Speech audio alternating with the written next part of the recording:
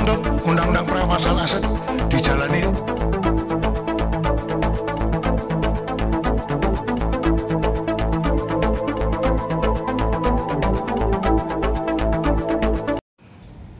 Negara adalah sebuah organisasi politik tertinggi dalam sebuah wilayah.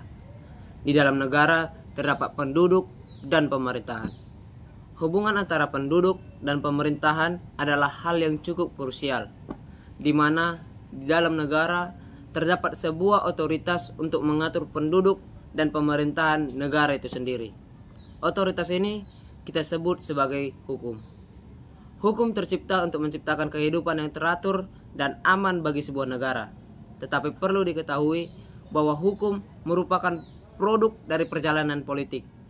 Sehingga seringkali terjadi adanya hukum yang tidak memihak kepada rakyat dan adanya hukum yang sejatinya diperlukan tetapi tidak pernah terwujud. Lalu sebenarnya dari mana hukum tersebut berasal? Perlulah kita ketahui bahwasannya ada yang disebut sebagai sumber-sumber hukum. Pengelompokan sumber-sumber hukum secara garis besar terbagi menjadi dua. Yang pertama adalah sumber hukum formal.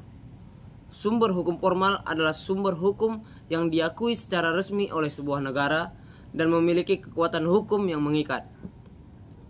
Bentuk sumber hukum formal umumnya tertulis dan dapat ditelusuri. Contoh hukum formal adalah undang-undang. Di dalam negara kita Indonesia terdapat Undang-Undang Dasar 1945 yang kita jadikan sebagai sebuah konstitusi, sebagai sebuah dasar hukum dalam negara kita. Undang-undang juga mengatur berbagai aspek kehidupan, mulai dari tata negara dan hingga hukum pidana. Lalu ada yang disebut sebagai peraturan pemerintah. Peraturan pemerintah adalah peraturan yang dikeluarkan oleh pemerintah untuk melaksanakan undang-undang. Contohnya adalah peraturan pemerintah tentang pelaksanaan Undang-Undang Ketenagakerjaan. Lalu ada yang disebut sebagai peraturan daerah, di mana peraturan ini tercipta oleh pemerintahan daerah setempat, yang dimana fungsinya adalah untuk mengatur urusan pemerintahan di daerah itu sendiri. Lalu ada yang disebut sebagai kebiasaan. Kebiasaan adalah perilaku yang dilakukan secara berulang-ulang oleh masyarakat dalam jangka waktu yang cukup lama sehingga dianggap sebagai sebuah hukum. Contohnya adalah hukum adat istiadat masyarakat adat.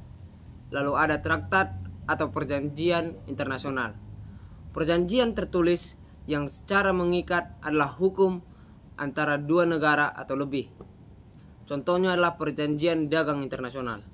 Lalu ada yang disebut sebagai jurisprudensi, keputusan pengadilan yang memiliki kekuatan hukum yang mengikat dan dapat dijadikan sebagai acuan dalam memutus perkara di kemudian hari. Lalu ada yang disebut sebagai doktrin. Doktrin adalah pendapat para ahli hukum yang berpengaruh dan sering dijadikan sebagai rujukan dalam penerapan hukum. Lalu selanjutnya ada sumber hukum material.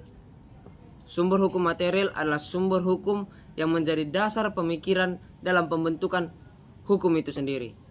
Sumber hukum ini bersifat abstrak dan tidak selalu tertulis. Contohnya adalah keadilan. Keadilan harus terdapat di dalam sebuah hukum, di mana keadilan adalah konsep tentang apa yang benar dan adil untuk menjadi landasan utama dalam pembentukan hukum.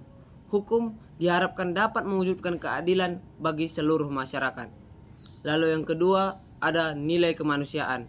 Nilai-nilai kemanusiaan harus menjadi dasar dalam pembuatan hukum. Hukum harus melindungi hak asasi manusia dan martabat manusia.